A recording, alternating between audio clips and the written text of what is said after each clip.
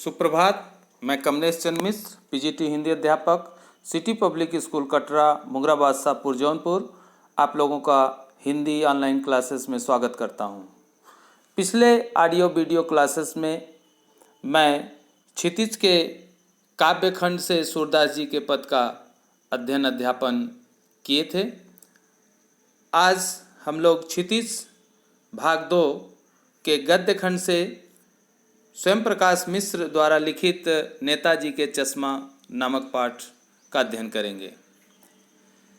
जैसा कि इस पाठ में स्वयं प्रकाश जी ने बताने का प्रयास किया है कि पेड़ पौधा और चारों ओर सीमाओं से घिरे भूभाग का नाम ही देश नहीं होता।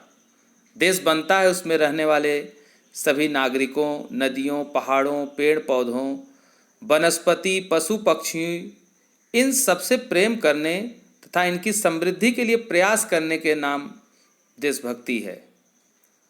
इस पाठ में नेताजी का चश्मा में कैप्टन चश्मे वाले के माध्यम से देश के करोड़ों गुमनाम नागरिकों के योगदान को भी रेखांकित करने का प्रयास किए हैं, जो इस देश के निर्माण में अपने अपने तरीके से योगदान देते हैं। कहानी यह बताती है कि देश निर्माण में बड़े ही नहीं बच्चे भी शामिल होते हैं। आइए इस कहानी का सारांश देखते हैं। हालदार साहब हर 15 दिन कंपनी के काम से एक कस्बे से गुजरते थे। कस्बा छोटा था, लेकिन उसमें स्कूल, सिनेमा घर आज सभी चीज़ें मौजूद थी। नगर पालिका भी अपना कुछ न कुछ काम कराती थी। एक बार एक उत्साही नगर पालिका के अधिकारी ने बाजार के मुख्य चौराहे पर नेताजी का संगमरमर की मूर्ति लगवा दी है।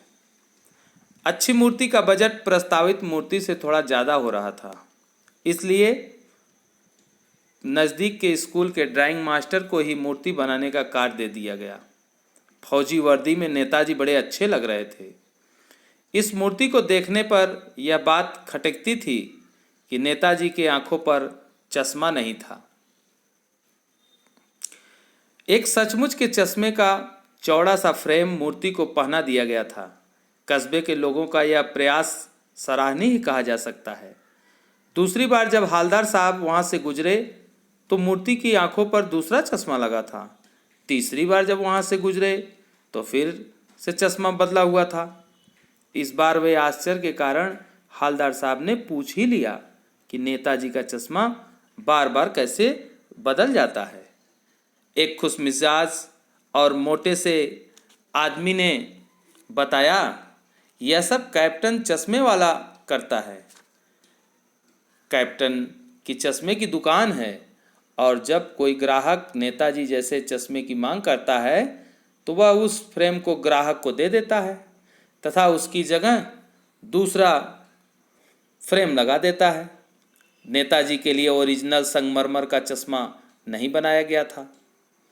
हालदार साहब ने उस आदमी, पान वाले आदमी से पूछा, क्या यह कैप्टन आज़ाद हिंद फौज का सिपाही है?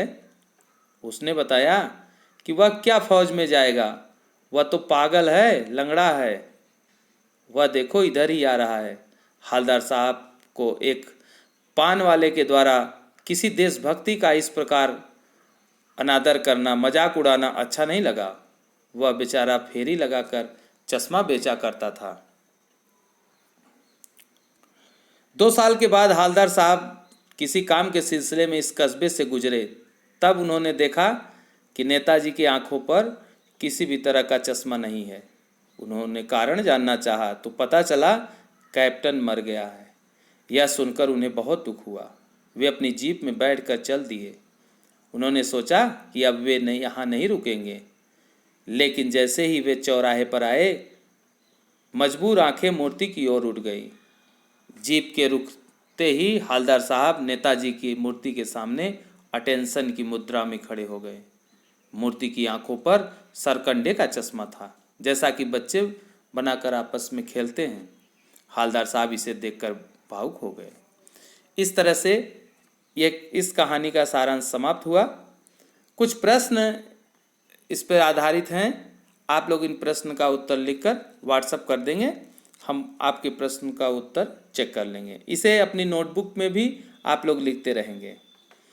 सेनानी न होते हुए भी चश्मे वाले को लोग कैप्टन क्यों कहते थे? अगला प्रश्न है, हालदार साहब ने ड्राइवर को पहले चौराहे पर गाड़ी रोकने के लिए मना किया, लेकिन बाद में तुरंत रोकने को क्यों कहे? इसका पहला प्रश्न, हालदार साहब पहले मायूस क्यों हो गए थे? दूसरा, मूर्ति पर सरकंडे का चश्मा क्या उम्मीद जगाता है? हालदार साहब इतनी सी बात पर भावुक क्यों हो उठे? और आशय स्पष्ट करना है, बार बार सोचते क्या होगा उस कौम का जो अपने देश के खातिर घर गृहस्थी जवानी जिंदगी सब कुछ होम कर देने वालों पर भी हंसती है और अपने लिए बिकने के मौके ढूंढती है। पान वाले का एक रेखा चित्र प्रस्तुत करिए। और अगला प्रश्न है, वो लंगड़ा क्या जाएगा फौज में, पागल है पागल? कैप्टन के प्रति पान वाले की इस टिप्पणी पर अपनी प्रतिक्रिया व्यक्त करिए। और अगला प्रश्न है, हालदार साहब हमेशा चौराहे पर रुकते और नेताजी को निहारते। निम्नलिखित वाक्य पात्रों की कौन सी विशेषता की ओर संकेत करते हैं? और अगला प्रश्न है, पानवाला उदास हो गया, उसने पीछे मुड़कर मुंह का पान नीचे थूका और सिर झुकाकर अपनी धोती के सिरे से आंखें पोंछता हुआ बोला, साहब कैप्टन तो मर गया। कैप्टन बार बार मूर्ति पर चश्मा लगा देता था। इस तीनों में से कौन सी विशेषता पात्रों की कौन सी विशेषता की ओर संकेत करता है? जब तक हालदार साहब ने कैप्टन को साक्षात नहीं देखा था तब तक उनके मानस पटल पर कौन क्या था, अपनी कल्पना से लिखिए। कस्बा, शहर, महानगर के चौराहे पर किसी न किसी क्षेत्र के प्रसिद्ध व्यक्ति की मूर्ति लगाने का प्रचलन सा हो गया है। इस तरह की मूर्ति लगाने का क्या उद्देश्य हो सकता है? आप अपने इलाके के चौराहे पर किस व्यक्ति की मूर्ति लगवाना चाहेंगे?